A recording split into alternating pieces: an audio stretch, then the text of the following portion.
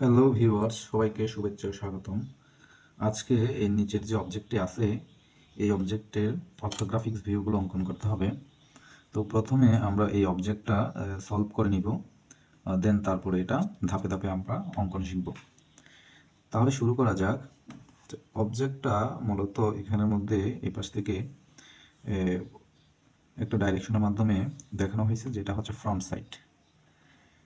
এই এল আকৃতির যে অবজেক্টটার এটা হচ্ছে ফ্রন্ট সাইড। তো এটা যদি ফ্রন্ট সাইড হয়, দ্যাট মিন্স এই পাশেরটা হবে রাইট সাইড এবং এই পাশেরটা হবে লেফট সাইড। তো আমরা যদি এই পাশ থেকে দেখি, ফ্রন্ট সাইড থেকে যদি দেখি, দেখা যাবে এই আউটলাইনগুলো দেখা যাবে, এই আউটলাইনগুলো দেখা যাবে, অর্থাৎ একটা এল আকৃতি শেপ আসবে ফ্রন্ট সাইড থেকে।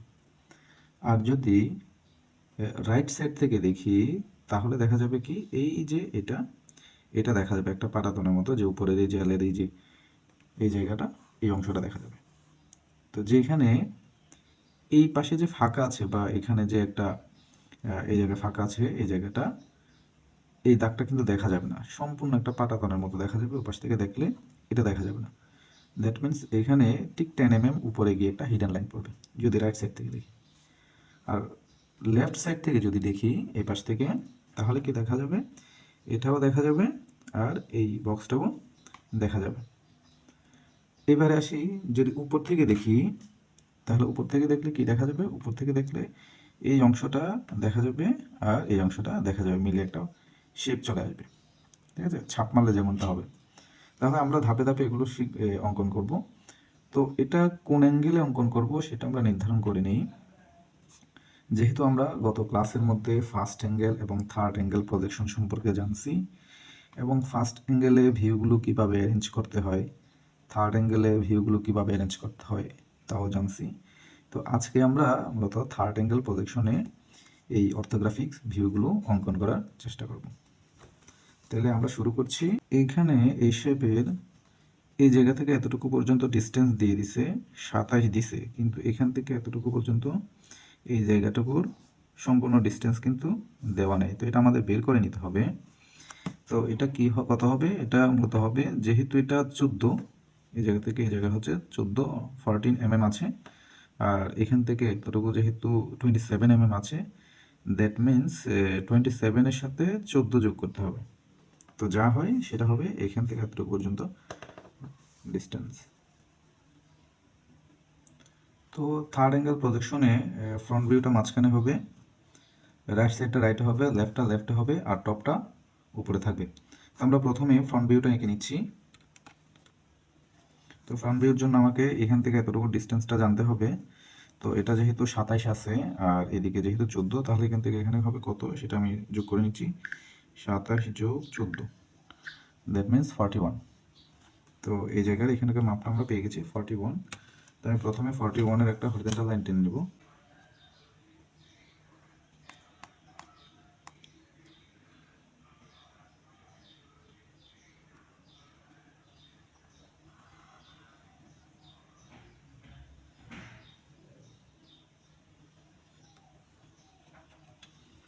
এটার হাইট আছে 10 mm।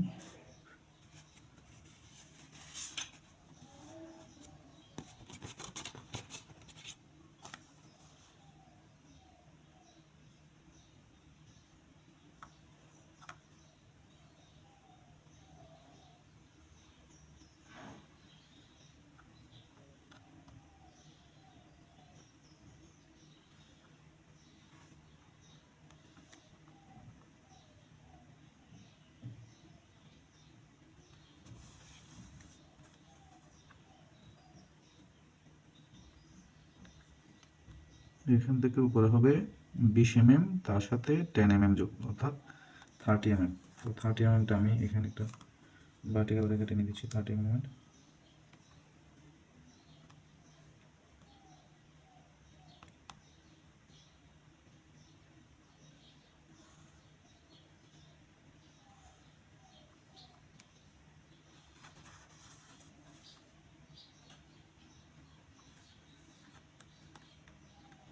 এটা 40 mm এর একটা হবে।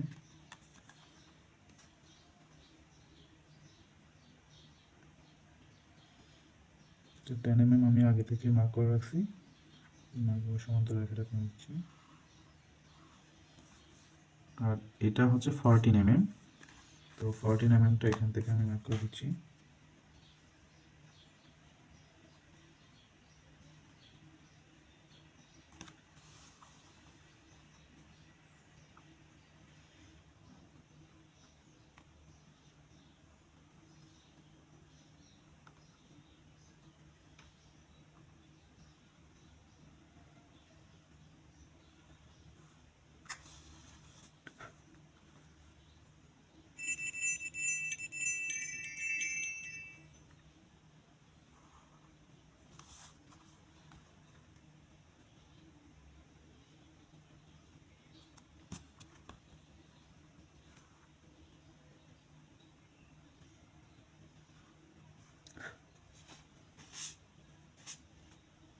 তাহলে এই হয়ে গেল আমাদের ফ্রন্ট ভিউ।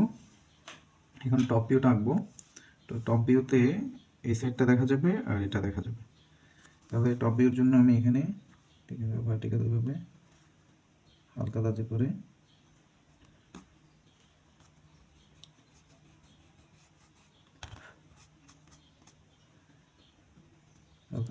ভার্টিক্যালি ভাবে লাইনগুলো টানবো।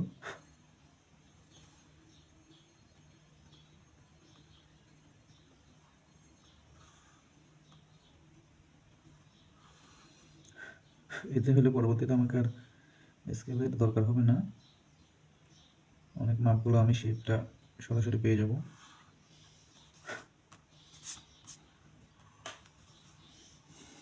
তো এটা হচ্ছে 25 mm, তো আমি জাস্ট 25 mm নিলেই হবে।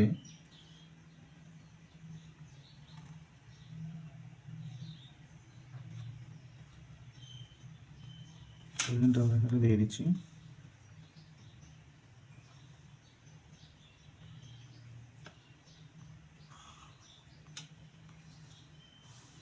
পঁচিশ mm মার্ক করে দিচ্ছি।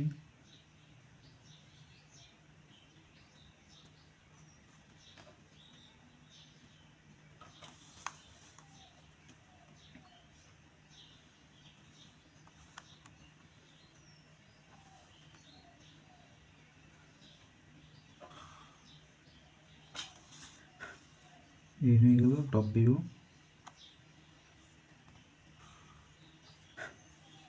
এগুলো সবগুলো যেহেতু ভিজিবল লাইন, আমি একটু এগুলো মোটা করে দিচ্ছি।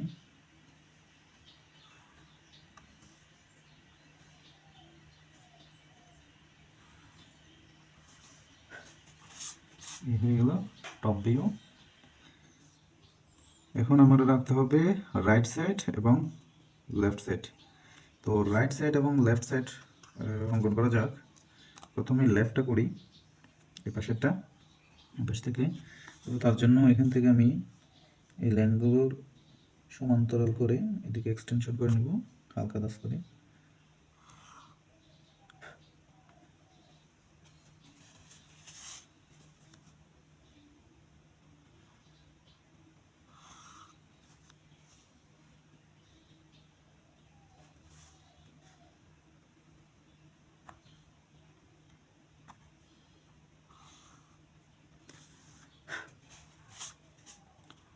সমান্তরাল রেখাগুলো পেয়ে গেছি।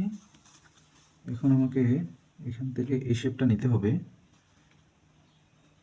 তো এটা 45 ডিগ্রি অ্যাঙ্গেলে নিব এই শেপটা, তাহলে আমি এটার মাপটা পেয়ে যাব সরাসরি।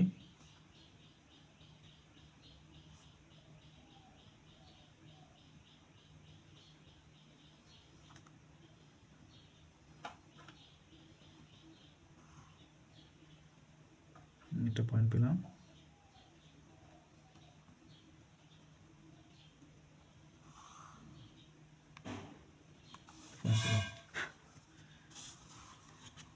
এখন জাস্ট আমি ভার্টিক্যাল লাইনগুলো টেনে দিলেই হবে।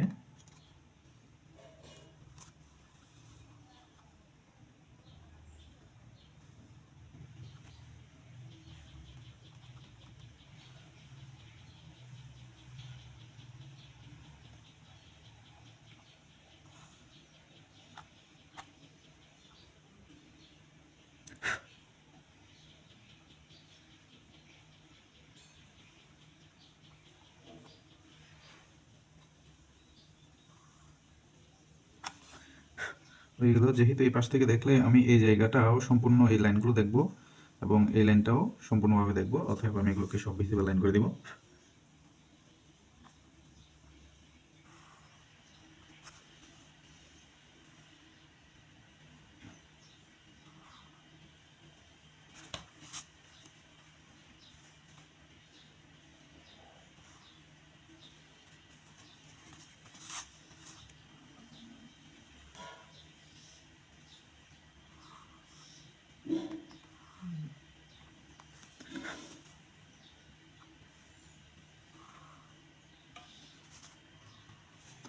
তাহলে এই হয়ে গেল লেফট সাইডেরটা। আর রাইট সাইডে যাই। রাইট সাইডেও একইভাবে এখান থেকে আমি সমান্তরাল রেখাটা একটু এক্সটেনশন করে নেব, এই হরিজন্টাল রেখাটাকে হালকা করে দিলেই হবে।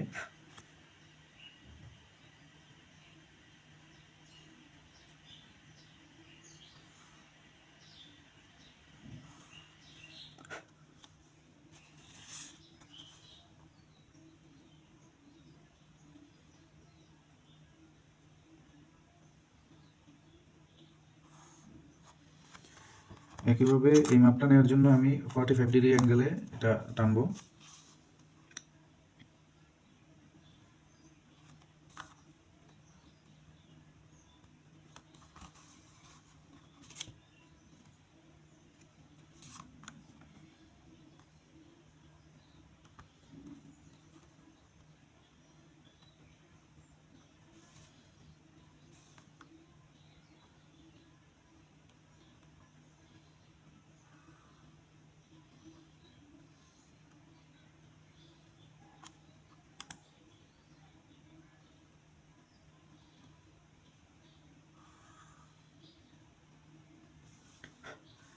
হয়ে গেল। তো ওপাশ থেকে দেখলে আমি ফুল এই শেপটা দেখবো ওপাশ থেকে। তো এই জন্য আমি এটাকে আগে ভার্টিক্যাল লাইনগুলোকে ভিজিবল লাইন দিয়ে দিচ্ছি।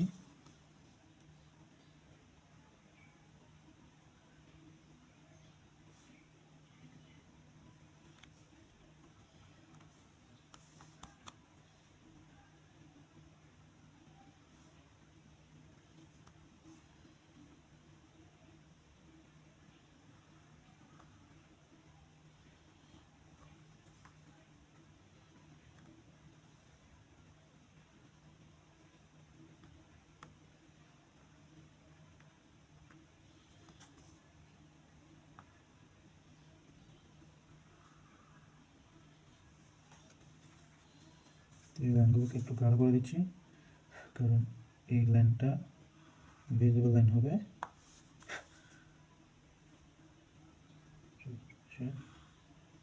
লাইনগুলো ভিজিবল লাইন হবে।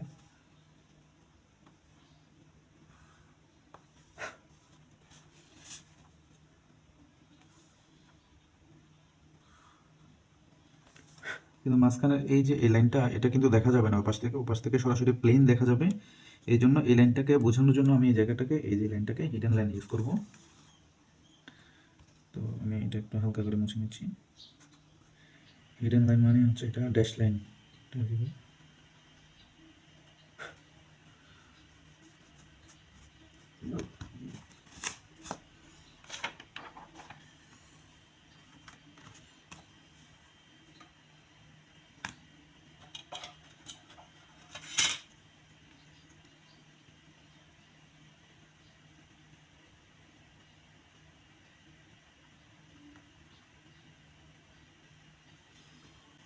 তাহলে থার্ড অ্যাঙ্গেল প্রজেকশনে এই যে এল আকৃতির যে অবজেক্টটার, এটার ভিউগুলো তৈরি হয়ে গেল।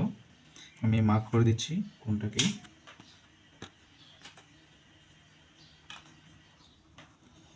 এটা হচ্ছে মূলত ফ্রন্ট ভিউ।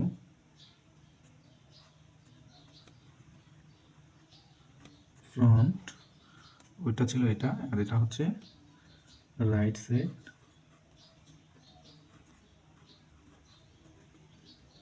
রাইট সাইড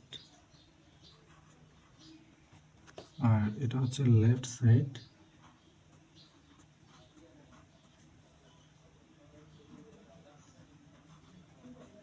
আর এটা হচ্ছে টপ ভিউ। আমি এখানে লিখে দিচ্ছি টপ। তাহলে এটা মূলত ড্রয়িংটা আমরা অঙ্কন করছি থার্ড অ্যাঙ্গেল প্রজেকশনে, এই জন্য আমি থার্ড অ্যাঙ্গেল প্রজেকশনের এই জায়গায় সিম্বলটা নিচে দিয়ে দিব। চিহ্নটা সিম্বলটা অঙ্কন করা যাক।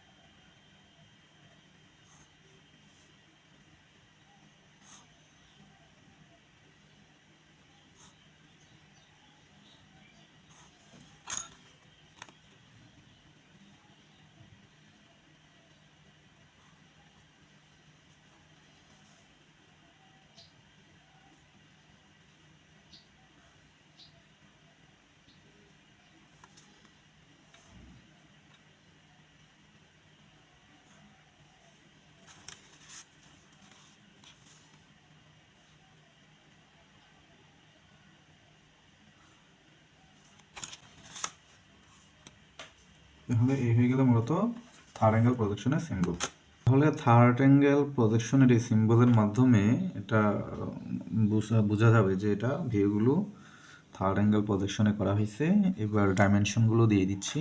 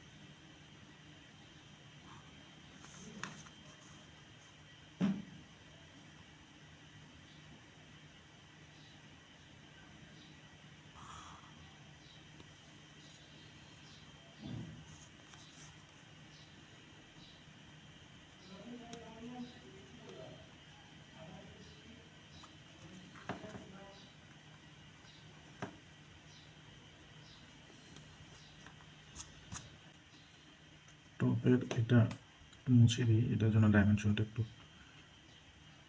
যেহেতু সমস্যা হচ্ছে ডাইমেনশন দিতে, এই মাপটা আমাদের দিতে হবে।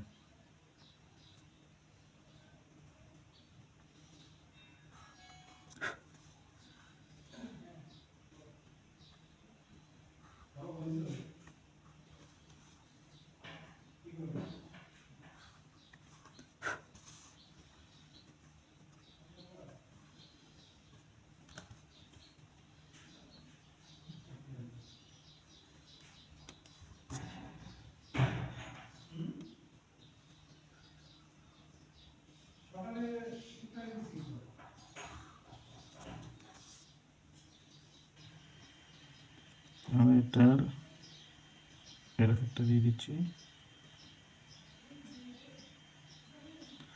এটা টপে এই যে এই সাইজটা, এটা ছিল মূলত এটা, এটার লেন্থ হচ্ছে 27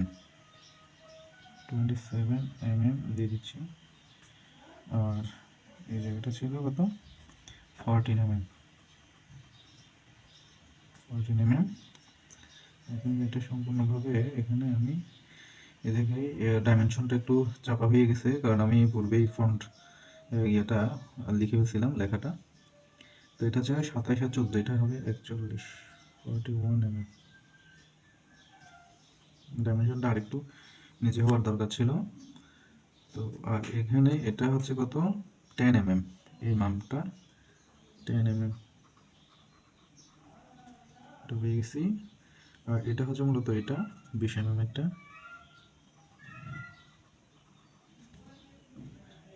তাহলে সব সাইডে ডাইমেনশনটা মোটামুটি পাওয়া হয়ে গেল। তাহলে এই হচ্ছে মূলত এই এল আকৃতির অবজেক্টটির অর্থোগ্রাফিক্স ভিউ, যেটা আমি থার্ড অ্যাঙ্গেল প্রজেকশনে অঙ্কন করে দেখালাম।